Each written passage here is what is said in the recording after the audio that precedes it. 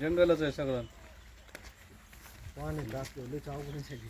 बिबट्या मागून पुढून कुठून आला तर पळायला जागा नाही. कशाची जागा आहे काय? हा ना. एवढा रस्ता. कधी आला होता बिबट्या इकडे मामा? 1 महिना झाला. 1 महिना झाला. पुन्हा सापडला नाही. नाही सापडला. तर मुलांना घेऊन जायचं हे ते पालकांनी लक्ष द्यायला पाहिजे. आता पालक गेले कारखान्याला.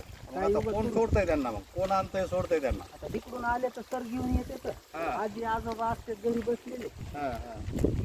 आता काळजी घ्यावं लागल. सध्या बिबट्याचं खूप अवघड झालंय. कुठे बिबट्या दिसायला लागला.